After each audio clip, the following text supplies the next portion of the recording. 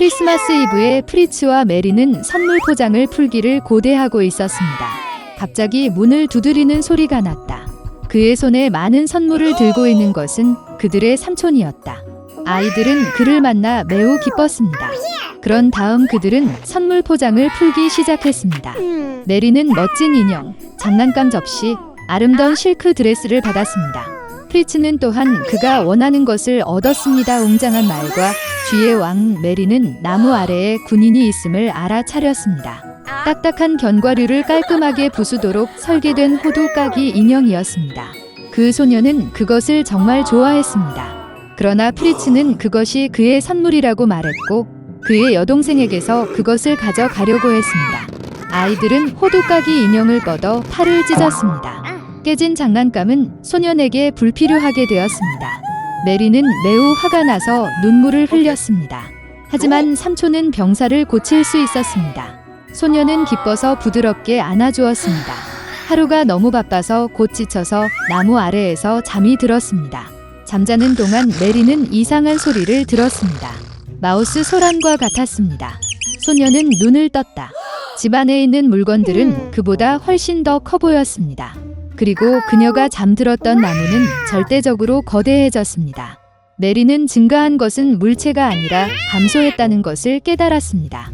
갑자기 그의 군대와 함께 마우스 왕이 놀란 소녀의 눈앞에 나타났습니다. 메리는 무서워서 도망치고 싶었습니다. 그러나 거대한 쥐가 그녀를 막았습니다. 그리고 기적이 일어났습니다. 호두까기 인형은 발로 뛰어올라 소녀를 붙잡았습니다. 그들은 즉시 나무를 책장으로 올라갔고 그 나무를 따라 프리츠의 장난감에 도착했습니다. 주석 병사들의 전체 컬렉션이 있었습니다. 호두까기 인형이 도움을 요청했습니다. 군인들은 즉시 발로 뛰어올라 그를 따라갔다. 호두까기 인형이 군대를 지휘하고 병사들은 쥐 왕의 군대와 싸우기 시작했습니다. 장난감과 생쥐의 싸움은 치열했습니다. 그러나 불행히도 쥐가 너무 많아 호두까기 인형의 군대가 패배하기 시작했습니다. 메리는 이것을 보고 그녀의 은신처에서 달아났습니다. 그녀는 마우스 킹에게 신발을 던지고 그의 머리를 바로 쳤고 그는 의식을 잃고 바닥에 쓰러졌습니다. 나머지 쥐들은 전투가 실패했음을 깨닫고 사방으로 달아났습니다. 메리는 호두까기 인형에게 달려갔지만 생쥐왕이 심하게 다쳐 의식을 잃고 누워 있었습니다. 소녀는 자신이 죽었다고 생각하고 몹시 울기 시작했습니다. 그리고 갑자기 메리 뒤에 아름다운 요정이 나타났습니다. 그녀는 소녀를 돕기로 결정했습니다. 지팡이를 흔들면서 그녀는 호두까기 인형을 되살렸습니다. 두 번째 지팡이를 흔들자 요정은 군인을 멋진 왕자로 변신시켰다. 메리와 호두까기 인형은 사랑스러운 눈빛으로 서로를 바라보다가 눈을 뗄 수가 없었습니다. 세 번째로 지팡이를 흔들면서 요정은 사랑에 빠진 부부를 과자 왕국으로 데려갔습니다. 그곳의 나무는 사탕으로 만들어졌고 꽃은 마멀레이드로 만들어졌습니다. 멋진 장소였습니다. 메리는 기쁨으로 잠시 눈을 감았습니다. 그리고 갑자기 그녀의 이름을 부르는 어머니의 목소리가 들렸습니다. 소녀는 눈을 뜨고 혼란스러워하는 어머니를 보았다. 메리는 또한 무슨 일이 일어나고 있는지 이해할 수 없었습니다. 소녀는 자신의 멋진 여행에 대해 이야기했지만 어머니는 달콤하게 미소를 지었습니다. 그런 다음 메리는 탈에 있는 백납 호두까기 인형을 보았습니다. 그리고 그녀는 밤새도록 나무 아래에서 잤다는 것을 깨달았습니다. 그리고 그녀에게 일어난 모든 일은 생생한 꿈이었습니다. 몇 년 후 대부의 조카가 메리와 프리츠를 방문했습니다. 그가 집에 들어가 자마자 소녀는 놀라서 바닥에 쓰러질 뻔했습니다. 소녀는 두 방울의 물처럼 호두까기 인형처럼 보였다. 그는 또한 첫눈에 메리를 좋아했습니다. 얼마 후 그들은 결혼하여 마법의 과자 왕국에서보다 더 나쁘지 않게 살았습니다. 레뮤엘 걸러버는 가난한 영국 지주의 가족에서 태어났습니다. 그 소녀는 5 아들 중 셋째였습니다. 14세에 그는 런던의 유명한 의사의 견습생이 되었고 배에서 외과의로 일했습니다. 걸리버는 6년 동안 여러 나라를 여행하고 원주민의 관습과 관습을 관찰하고 심지어 그들의 언어를 공부했습니다. 그래서 걸리버는 영양유배를 타고 또 다른 항해를 시작했습니다. 그러나 배가 끔찍한 폭풍에 빠졌기 때문에 중간도 지나갈 시간이 없었습니다. 폭풍이 배를 바위에 부딪혔고 선원들은 공포에 질려 배 밖으로 뛰어올랐습니다. 그리고 걸리버 많이 배에 탔습니다. 그는 몇 시간 동안 파도에 실렸고 기적에 의해 배가 해변으로 씻겨졌습니다. 그러나 걸리버는 폭풍에 너무 지쳐 땅에 밟히자마자 근처 잔디밭에서 잠이 들었습니다. 첫 번째 태양 광선이 걸리버를 깨웠다. 그는 일어나려고 했지만 움직일 수 없다는 것을 깨달았습니다. 그의 팔, 다리, 심지어 그의 머리카락까지도 작은 밧줄로 땅에 묶여 있었다. 갑자기 무언가 걸리버의 가슴을 간지럽혔다. 그는 고개를 들어 손가락만한 작은 남자를 보았습니다. 릴러퓨션즈의 왕이었습니다.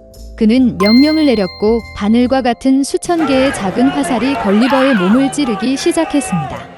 죄수는 즉시 복종하는 것이 더 낫다는 것을 깨달았습니다. 그는 배가 고프고 목이 마르다는 신호를 보였습니다. 그런 다음 왕의 명령에 따라 음식이 그에게 가져왔습니다. 100명 이상의 원주민이 걸리버의 입으로 계단을 올라 과일, 고기 바구니를 그에게 쏟아부었습니다. 걸리버가 모든 것을 먹었을 때 그는 특별히 제작된 플랫폼에서 수도로 끌려갔습니다.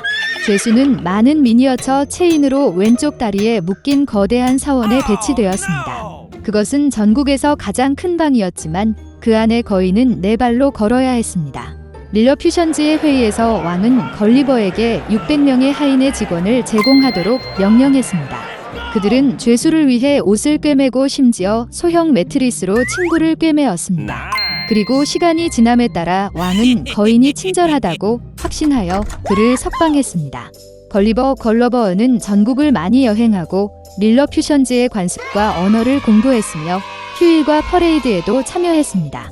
한때 걸리버는 왕과 의사소통을 하면서 릴리푸티아가 이웃 섬에 있는 블랙푸스쿠 제국과 전쟁 중이라는 사실을 알게 되었습니다.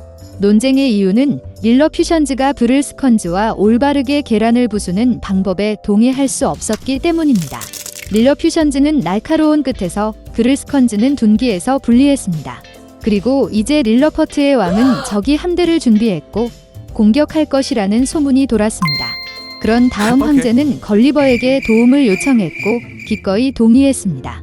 그래서 밤에 걸리버는 긴 밧줄을 잡고 적군함으로 헤엄쳤습니다. 그는 각 배에 밧줄을 묶어 릴러퍼트의 해안으로 끌고 갔습니다. 배에서 유일한 경비원이 바다로 뛰어들어 거인에게서 헤엄치기 시작했습니다. 그래서 걸리버는 상대를 완전히 무장 해제하고 이에 대해 왕국에서 가장 영예로운 칭호를 받았습니다. 이를 위해 법원은 걸리버를 싫어했습니다. 그들은 그에게 음모를 꾸미기 시작했고 왕 자신이 거인을 반역죄로 고발했습니다. 왕국 전체에 소문이 퍼졌습니다. 걸리버는 비밀의회가 그를 처형하기로 결정했다는 사실을 알게 되었습니다. 그래서 바로 그날 밤 걸리버는 해안으로 가서 부러진 배를 떠났습니다. 배를 빠르게 수리한 거인은 서둘러 릴러퓨션즈의 나라를 떠났고 6마리의 작은 살아있는 소, 2마리의 황소, 같은 수의 양과 순양을 데리고 갔습니다. 걸리버는 영국 배를 발견할 때까지 오랫동안 바다를 항해했습니다. 그것에 그는 안전하게 집에 도착했습니다. 그러나 결과적으로 이것은 걸리버의 모험의 시작에 불과했습니다.